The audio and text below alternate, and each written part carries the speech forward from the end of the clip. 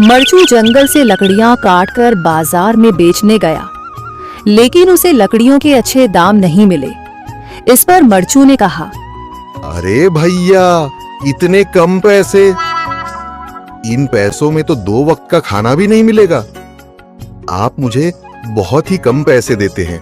मैं इतनी मेहनत से लकड़ियां काट कर आता हूँ, लेकिन उनके पैसे मुझे बहुत कम मिलते हैं।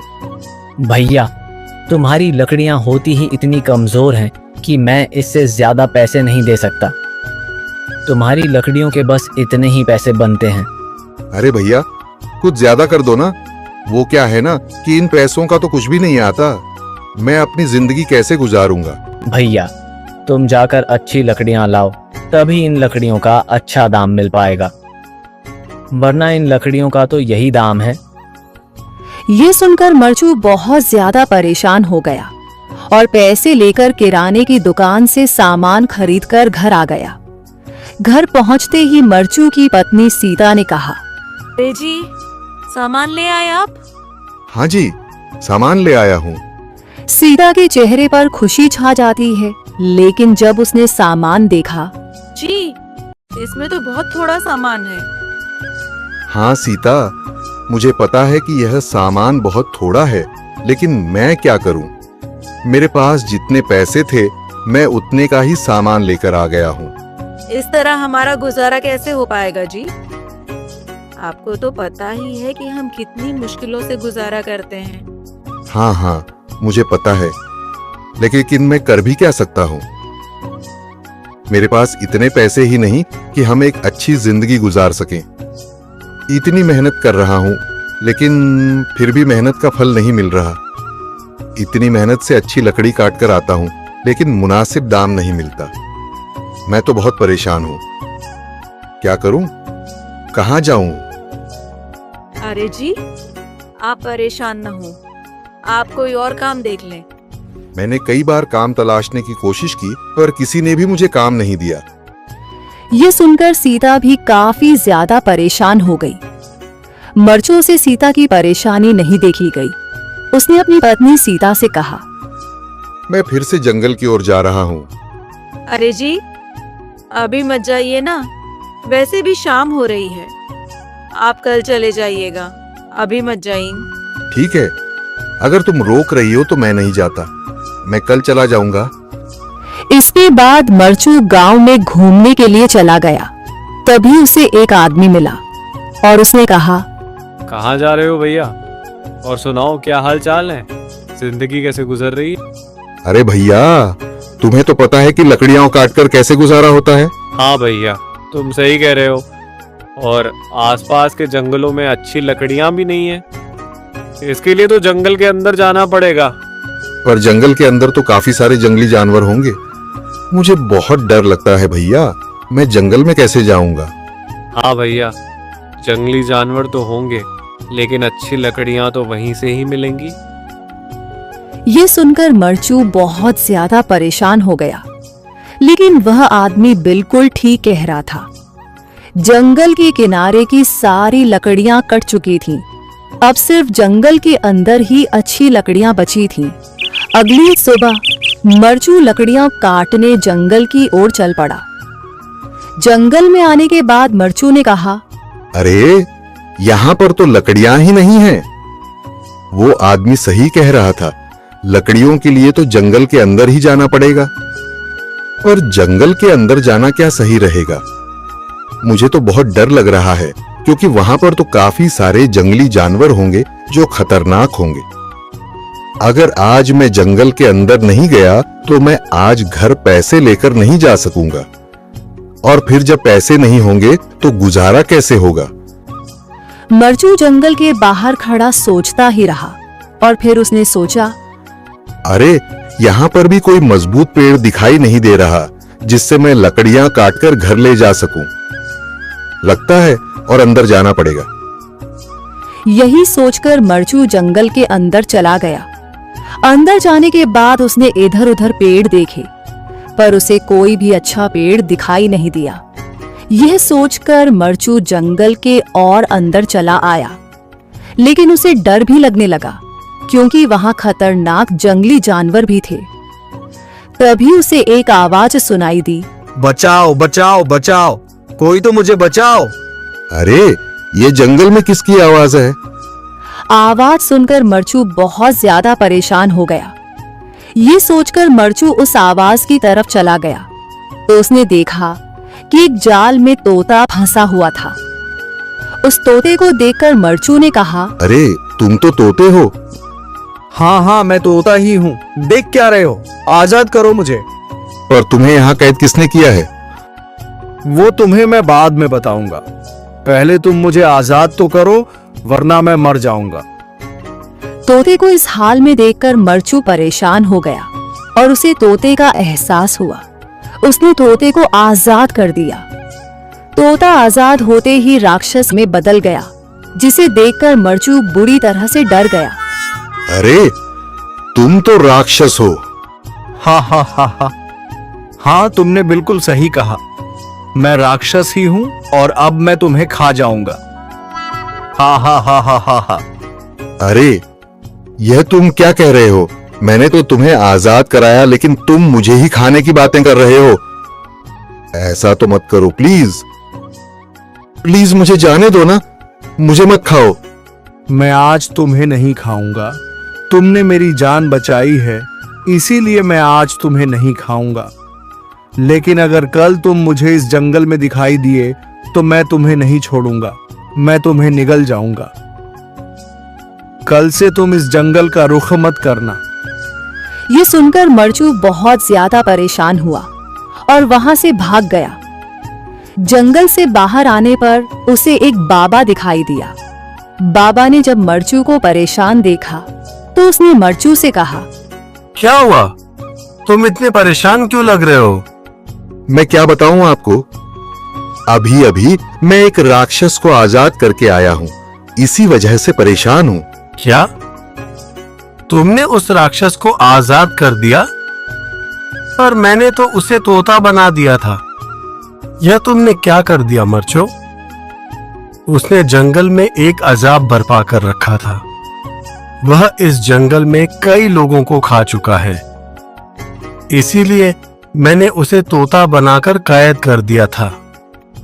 लेकिन तुमने उसे आजाद करके बहुत गलत कर दिया है। यह सुनकर मरचू ने बाबा को सारी बात बताई। अब मैं क्या करूं, मुझसे तो बहुत बड़ी भूल हो गई है। मैं तो बहुत डर गया हूं। उसने कहा है कि अगर मैं फिर से इस जंगल में गया तो वह मुझे मार देगा। जिसे सुनकर बाबा ने कहा, तुम चिंता मत करो मरचू, उसे फिर से कैद किया जा सकता है। ये कहकर बाबा ने उसे भभूति दी। बाबा ने कहा, ये लो भभूति, तुम इसे उस राक्षस पर डाल देना, जिससे वह फिर से तोता बन जाएगा।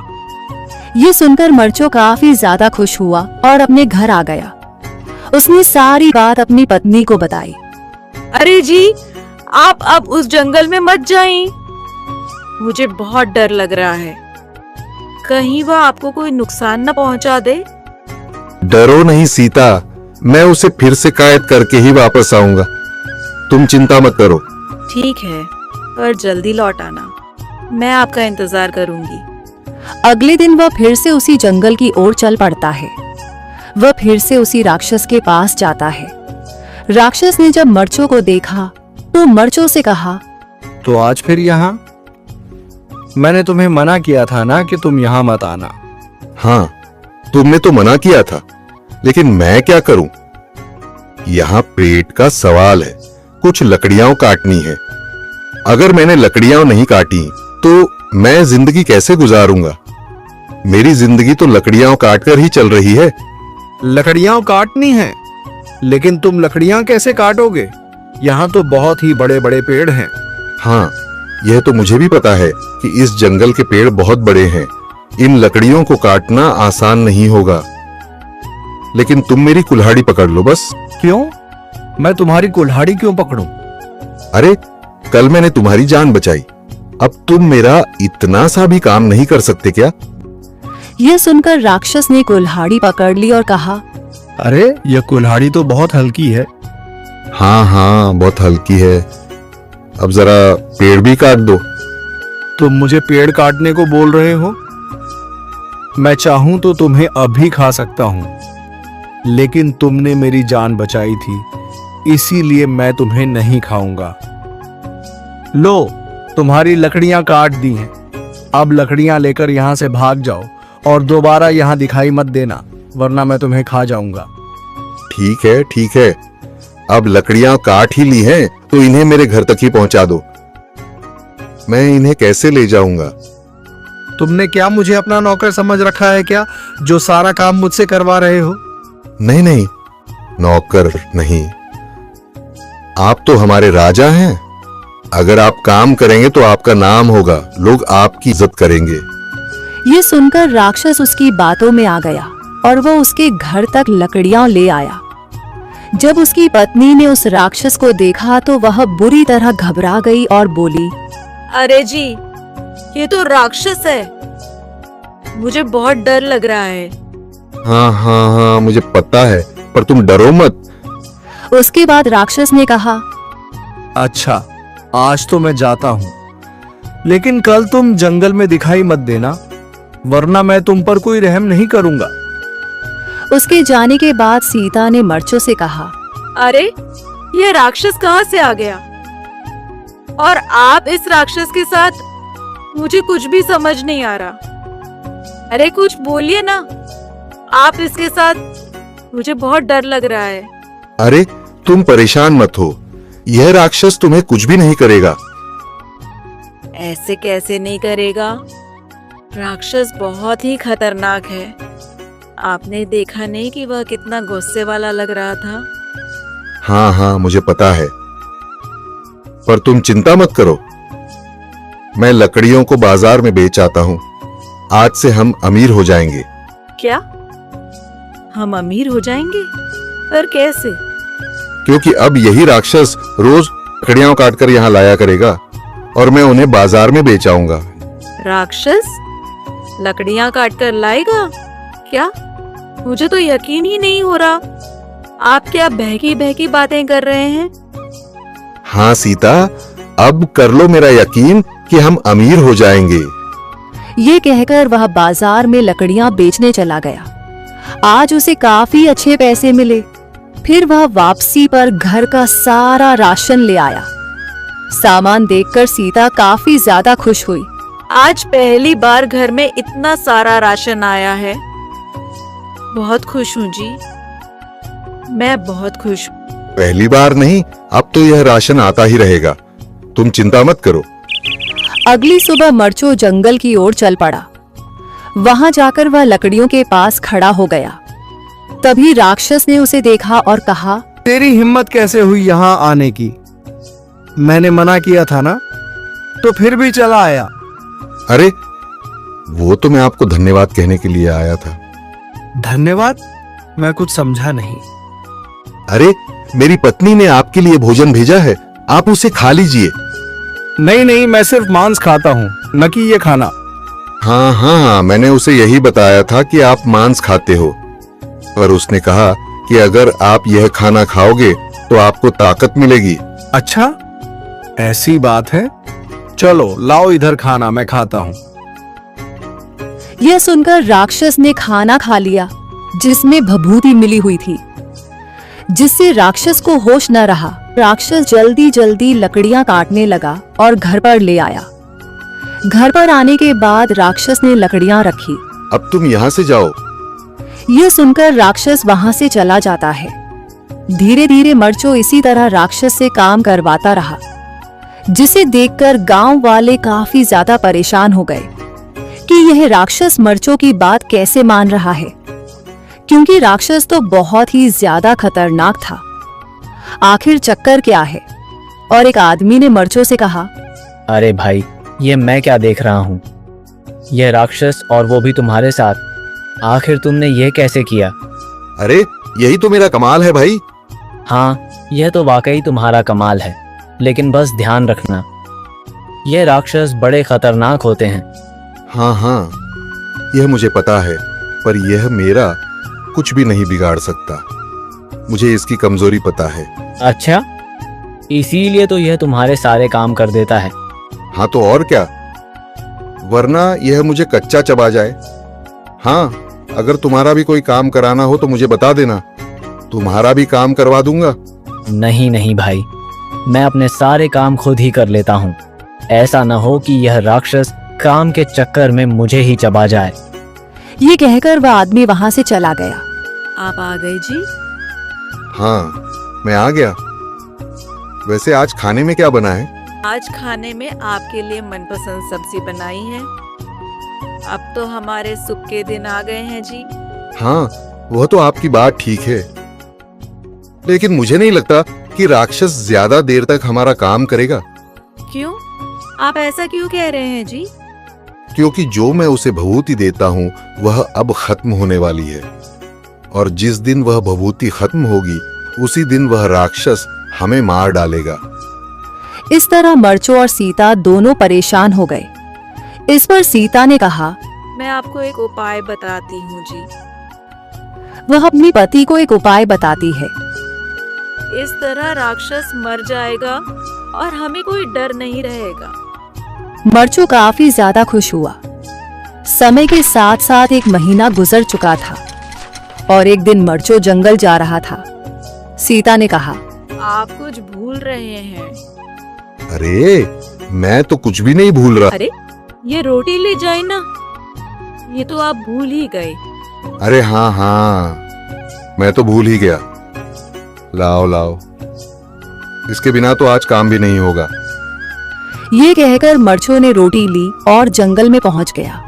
जंगल में जाकर वह लकड़ियां काटने लगा। जब राक्षस ने मर्चो को देखा तो वह बहुत ज्यादा गुस्से में हुआ और बोला, तुम यहाँ क्या कर रहे हो? ये जंगल तो मेरा है। मैंने तुम्हें मना किया था ना, तुमने मुझे बचाया था, लेकिन इसका ये मतलब नहीं कि मैं तुम्हें हर बार ही छोड़ दूंगा। मुझे पता है, मैं तो यहाँ सिर्फ लकड़ियां काटने आया हूँ। लकड़ियां काटने आए हो? नहीं नहीं, तुम यहाँ से लकड़ियां नहीं ले जा सकते, क्योंकि यह जंगल मेरा है और मैं तुम्हें छोड़ूंगा नहीं। ये कहकर राक्षस मर्चो को मारने के लिए उसकी ओर बढ़ा, जिस पर मर्चो ने उसे फिर से रोटी दी और कहा, पहले तुम थोड़ा खाना खा लो, जिससे तुम्हें ताकत आएगी। नहीं नहीं, मुझे नहीं खाना। इसे खाने के बाद पता नहीं मुझे क्या हो जाता है। अरे, कुछ नहीं होता। पहले तुम ये खाना खा लो, इससे तुम्हें बहुत ज्यादा ताकत मिलेगी। ये सुनकर राक्षस ने फिर से रोटी को खा लिया और फिर से वह अपने होश गंवा बैठा। इस तरह मर्चो ने उससे अपने सारे काम करवाए। उसने बड़े बड़े पेड़ों को जल्दी जल्दी कटवाया। फिर मर्चो ने कहा, चलो अब इसे मेरे घर पर ले चलो। इसके बाद राक्षस उन्हें घर तक ले आया। तभी उसका प्रभाव खत्म हो गया और उसने कहा, अरे, ये मैं क्या कर रहा हूँ, वो भी तुम्हारे घर के पास। आखिर तुमने मेरे साथ क्या किया? मुझे सच सच बताओ कि तुमने मेरे साथ क्या किया है, वरना मैं तुम्हें छोड़ूंगा नहीं। जल्दी बताओ। कुछ नहीं किया मैंने तुम्हारे साथ, पर अब मैं करूंगा। अरे, तुम ये क्या बकवास कर रहे हो? मैं तुम्हें छोड़ूंगा नहीं। यह कहकर वह उसे मारने के लिए आगे बढ़ा। तभी मर्चो ने भभूति को राक्षस के ऊपर डाल दिया, जिससे राक्षस फिर से तोते में बदल गया। इस पर मर्चो बहुत ज्यादा खुश हुआ और उससे बोला, अब तुम उसी तरह तोते के रूप में भटको। नहीं नहीं, मुझे आजाद करो, वरना मैं तुम्हें छोड़ूंगा नहीं। अब तुम मेरा कुछ भी नहीं बिगाड़ सकते। अब तुम जाओ यहाँ से और अब से ऐसे ही घूमो। अब तुम्हें पता चलेगा कि दूसरों को दर्द देने में कैसा महसूस होता है। इसके बाद वह राक्षस वहां से उड़ जाता है। मर्चो और उसकी पत्नी सीता दोनों खुश हो जाते हैं। मर्चो पहले की तरह काम करने लगता है। वह और उसकी पत्नी दोनों खुशी खुशी जिंदगी गुजारने लगते हैं।